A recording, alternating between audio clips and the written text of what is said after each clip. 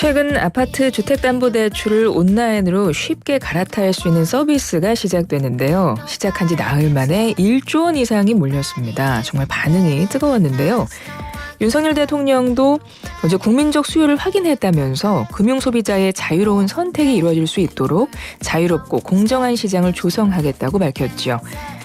주담대 갈아타기 부동산 시장엔 어떤 영향이 있을지 전문가와 알아봅니다. 박원갑 국민은행 부동산 수석전문위원 전화 연결해보죠. 위원님 안녕하세요. 네, 안녕하십니까. 지난 9일부터 시작됐습니다. 온라인 원스톱 주택담보대출 갈아타기 서비스. 일단 이 갈아타기 대상이 어떻게 되나요? 이게 이제 주택이라고 말씀하셨잖아요. 네. 근데 매매 같은 경우 소유권 이전과 관련된 거죠. 그건 아파트만 한정이 됩니다. 그리고 10억 원 이하 말하자면 이제 아파트 주담대 주택담보대출만 해당이 되고요. 왜냐하면 단독주택은 시세 확인이 좀 어렵지 않느냐 이렇게 네네. 좀 가만히 된 것 같고요. 시세는 그러면은 KB 부동산 같은 데서 이제 조회를 할 수가 있습니다. 근데 이제 여러 상품 중에서 가령 이제 중도금 집단 대출 같은 게 있잖아요. 네. 뭐 그다음에 잔금 대출이라든지 이런 거는 좀 대안 대출이 좀 어렵다고 보면 되고요. 당연히 뭐 연체 상태라든지 법적 분쟁 상태에 있다. 이런 것도 대출이 어렵다고 봐야 될 것 같고요. 그래서 이제 너무 자주 대출 이동을 할 거잖아요. 네. 그럴 수도 있잖아요. 이걸 이제 제한하겠다. 그렇죠. 그래서 기존 대출을 받은 지 한 6개월이 이제 경과를 해야 된다. 그 다음에 대출이 갈아타기 대출이 가능하다. 이렇게 보시면 될 것 같습니다. 갈아타기 대상이 한정적이다 이 말이군요. 네, 아파트로 예. 한정된다. 그것도 10억 원 이하다 이렇게 보시면 될 것 같습니다. 네. 어떻게 전세 대출 상품은 어떻게 되나요? 전세 대출 상품도 나옵니다. 이달 31일부터 이제 확대가 될 건데요. 이것도 약간은 조건이 있습니다. 그리 까다롭지는 않은데요. 네.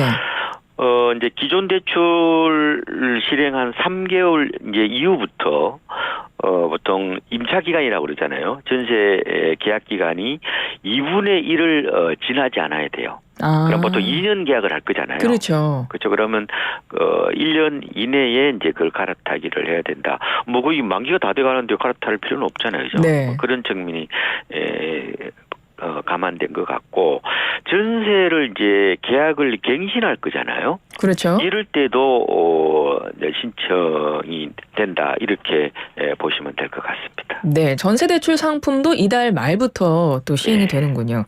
네. 진짜 그동안 금리가 너무 많이 올라서 이렇게 대출받은 분들 다달이 너무 힘들다. 이 금리가 높아져가지고 이런 말씀들 많이 하시는데 이 서비스로 주택담보대출을 저금리로 갈아타면 실질적으로 대출받은 분들 금리 부담 어느 정도나 줄어들까요?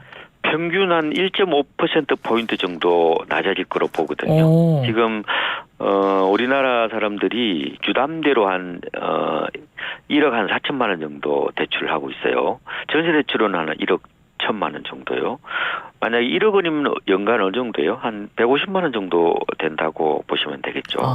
그럼 적지 않은 금액이죠. 그렇죠. 네. 그렇군요. 그러니까 최종적으로 이 주담대를 저금리로 갈아타신 분들은 평균적으로 1.5%포인트 정도 낮아진다. 이렇게 좀 아시면 되겠네요. 근데 사람들이 이제 그럼 어디 가서 신청하느냐. 그렇죠. 이렇게 이제 여쭤보시는 분이 계시더라고요. 네. 그래서 지금 대출 비교 플랫폼이 우리나라에 7개 있습니다. 네.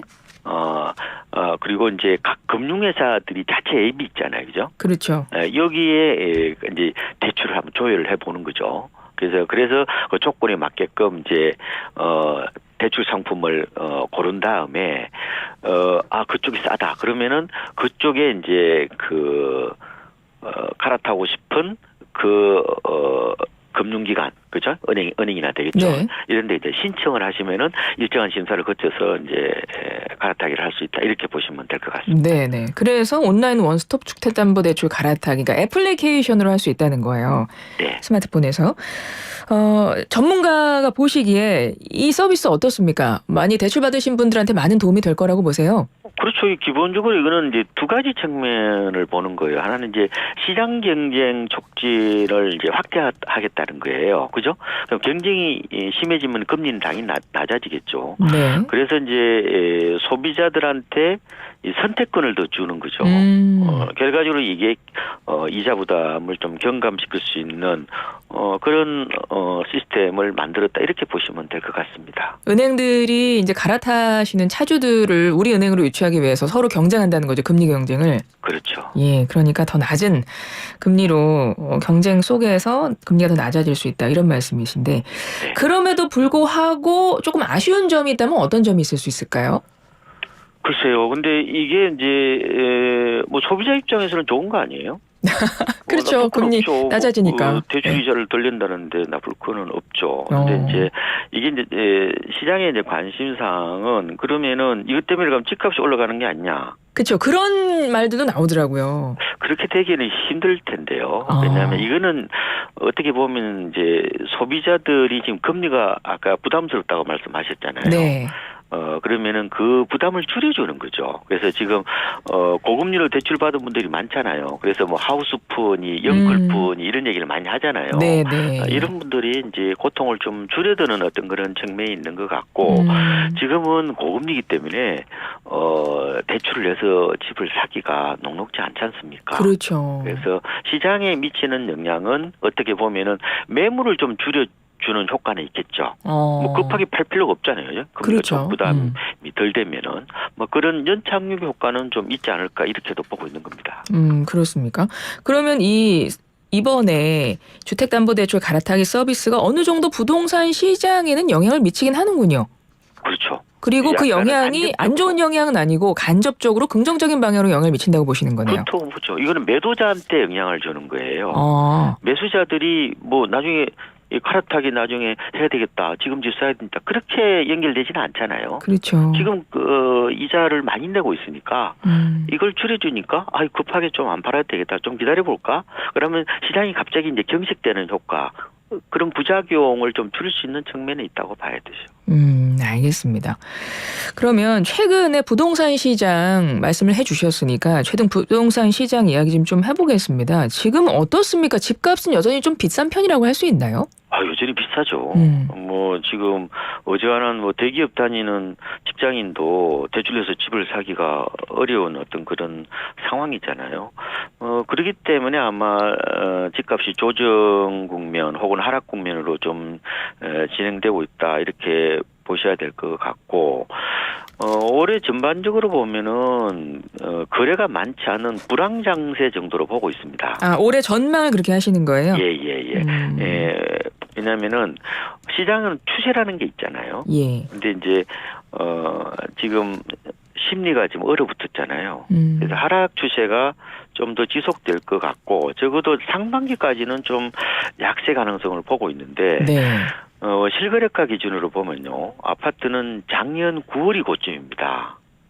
그래서 올 3월까지 아마 추세적으로 좀 가파르게 하락할 가능성이 있어요. 그런데 4월부터는 좀 약세로 갈 가능성이 있고 하반기는 다소 좀 반등할 가능성은 좀 여지는 좀 있다. 다만 아까 말씀드린 것처럼 거래는 그렇게 많지는 않을 건데 집값이 2022년처럼 크게 저는 떨어질 거로는 보지 않습니다. 그때는 미국발 고금리 쇼크로 인해 가지고 전국 아파트가 실거래 기준으로 무려 17%, 서울은 22%가 빠졌거든요. 예. 뭐 그런 상황은 좀 아닌 것 같고 왜냐하면 지금 분양가가 계속 오르고 있잖아요. 네네. 그다음 전세값도 좀 오르고 있는 것 같고 또 공급이 좀 안 되고 있잖아요 최근에. 네. 그런 불안 심리가 일부 작용하고 있다 이렇게 보시면 될 것 같고 지금 하반기에 지금 대부분 예측 기관들이 우리나라 기준금리를 한 2번 정도 낮출 거로 봅니다. 대체적으로. 그래요? 네, 지금 한 3.5% 기준금리잖아요. 네. 한 3% 정도로 낮아질 거로 대체적으로 보고 있습니다. 그게 올해 안에 그렇게 될 걸로 전망이 나오는 거예요? 대체적으로요.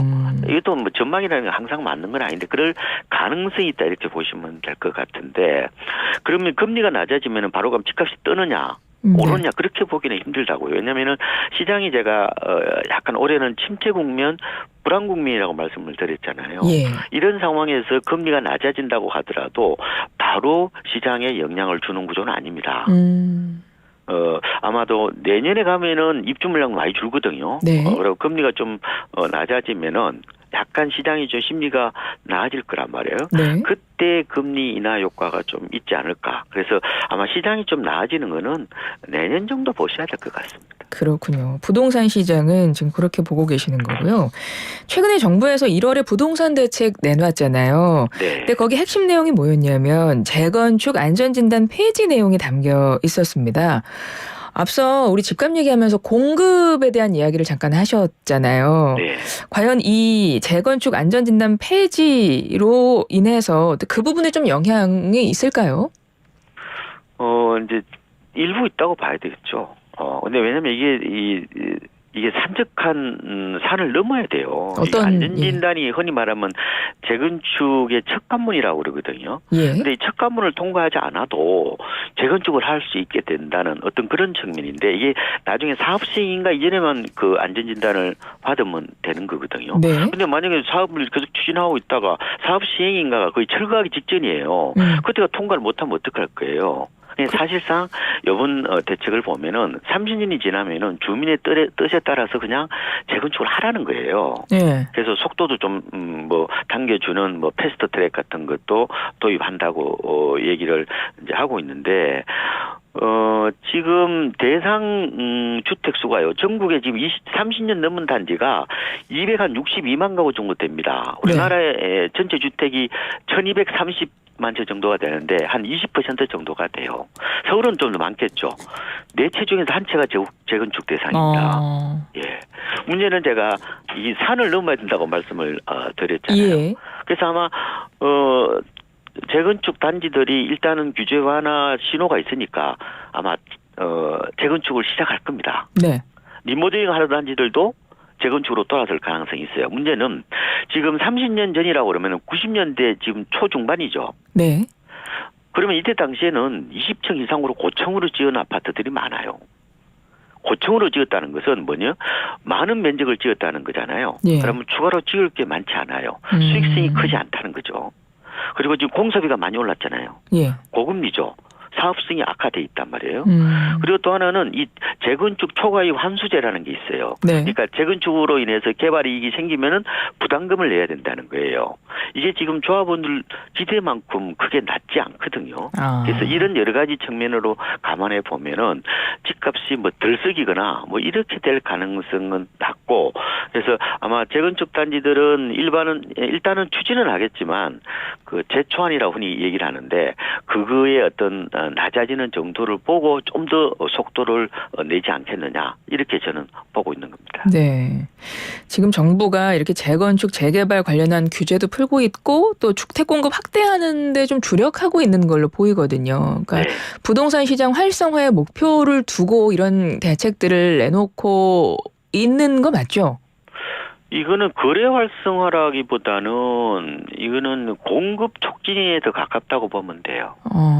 그렇잖아요. 거래 활성화는 주로 양도세라든 취득세 이런 데 부분이잖아요. 그렇죠. 이번 나오는 대책은 워낙 지금 도심에 공급이 없잖아요. 네네. 젊은 세대들이 교외보다는 도심을 좋아한단 말이에요.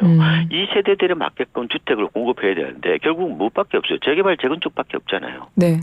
재건축은 어떻게 보면은 그리 지금 쉽지는 않지만 제 생각에는 재개발은 이번에 좀 활성화가 될 것 같아요. 왜냐하면은 흔히 재개발을 하려면은 건물이 낡아야 되잖아요. 그렇죠. 이걸 노후도 요건이라고 그럽니다. 이걸 대폭적으로 완화를 했어요. 그래서 보면은 지금 재개발 안 되는 게 쪼개기를 많이 한다든지 신축 빌라들이 많이 들어섰잖아요. 네. 그래서 노후도 요건을 못 맞추는 아마 구역들이 이번에 좀 한숨을 좀 돌릴 수 있지 않을까 싶고요. 개인적으로는 이번 대책으로 인해서 좀 더 공급이 활성화될 쪽은 재건축보다는 재개발이라고 보면 돼요. 왜냐하면 재개발은 이른바 재건축 부담금이 없거든요. 그렇게 보시면 될 것 같습니다. 아마 강북이나 이런 데서 재개발이 좀 더 활기를 띠지 않을까 이렇게 보고 있습니다. 네. 요즘에 건설업계 상황도 좋지를 않습니다. 얼마 전에 태형건설도 지금 워크아웃 개시가 이제 확정이 된 상황인데, 그러니까 부동산 PF 여파에 대한 어떤 그 불안함이라던가 이 고민은 계속 굉장히 오랫동안 이어진 것 같거든요. 그러니까 지금의 이 정부의 정책 방향이라던가 규제를 풀고 이제 재개발 활성화에 좀 영향을 줄 것 같다. 이런 것들이 건설업계에는 좀 어떤 영향을 줄 걸로 보세요? 건설업체 입장에서는 좀 자금난을 들어주는 어떤 그런 측면이 있을 거예요. 그러니까 재개발 재건축은 아마 당장 직접적인 영향은 크지는 않겠죠. 다만 이번에 같이 나온 대책들이 뭐냐면요. 네. 오피스텔이라든지 지방의 불 꺼진 아파트라고 그래서 중공업 미분양을 매입하면은 뭐냐면은 뭐 취득세라든지 뭐 각종 양도세, 종부세 이런 깎아준다는 게 이번에도 같이 들어갔어요. 예. 그래서 제가 이번 대책이 거래 활성화 대책은 아니라고 말씀을 드렸잖아요. 네. 이번 대책은 건설사의 자금난을 들어주기 위한 약간 응급 조치 성격이 강한 대책이란 말이에요. 아시겠죠? 그래서 이 시각에서 보면은 이번에 뭐 집값 이게 뭐 오르게 하는데 별로 효과가 없다 이렇게 보도가 나오는데 그거는 정책의 목표를 정확하게 몰라서 그런 거예요. 예. 그렇죠. 그렇게 보시면 되고, 그러니까 건설 주택 경기 활성화지 거래 활성화는 아니에요. 왜냐하면은 이번에 그 지방 불 꺼진 아파트 중공업 미분양을 사면은 여러 가지 그런 뭐 세제 혜택을 준다고 제가 말씀을 드렸는데 2008년 2009년도에 글로벌 금융 위기가 터졌잖아요. 네. 이때는 지방에 미분양 이게 그 중공업 미분양이 아니고요. 그냥 미분양으로 있는 거 사면 한시적으로 양도세 감면을 해줬단 말이에요. 이번에는 도입을 안 했잖아요. 예. 악성 미분양만 살 경우에 약간 선별적으로 혜택을 준다는 쪽으로 이번에 약간 제한적으로 했단 말이에요. 왜 그러냐면은 지금은 PF 문제의 위기라고 얘기하지만 미분양으로 바라보면요. 그렇게 많지가 않아요. 우리가 2008년, 2009년도에 미분양이 무려 많을 때 16만 가구에 달했거든요. 지금은 잘해봐야 한 5만 8천 가구 정도밖에 안 됩니다. 그래서 약간은 정부 입장에서는 핀셋으로 좀 건설 업체의 자금난을 해소한다. 뭐 이런 측면의 대책이다. 이렇게 보시는 게 아마 정확할 것 같습니다. 그렇군요. 청취자 4850번님은요. 주담대 부담만 조금 덜어줘도 살 것 같아요. 금리 너무 높아요. 이런 의견을 주셨고요. 1699번님이 60대 아줌마입니다. 세상 돌아가는 시사, 정치, 경제 등 알려주는 아주 좋은 프로그램이네요. 예, 감사합니다. 우리 아들도 대출금 이자 갚느라 힘들고요. 저도 그렇습니다. 월급의 반이 이자네요. 사는 게 힘들지만 언젠간 내리겠죠? 이러셨는데 위원님 언젠간 내리겠죠? 그렇죠. 어쨌든 지금 더 이상 금리가 오르지는 않을 거예요. 이제 네. 보통 대출 금리는 기준 금리도 있지만 시장 금리가 있단 말이에요. 그죠? 네. 시장 금리는 대체적으로 글로벌 금융 시장 영향을 많이 받습니다. 말하자면 미국의 기준 금리가 이제 언제 낮아질 거냐? 대체적으로 뭐 빠르면 3월, 뭐 좀 늦으면 6월 정도로 예상하고 있거든요. 예. 그러면 아마 이 대출 금리가 좀 낮아지고 또 한국은행이 하반기에 또 낮추면은 더 낮아지겠죠. 그래서 아마 올해 상반기가 조금은 고금리의 고비가 아닌가 이렇게 보고 있습니다. 알겠습니다. 지금까지 박원갑 국민은행 부동산 수석전문위원과 이야기 나눠봤습니다. 위원님 오늘 말씀 고맙습니다. 네, 고맙습니다.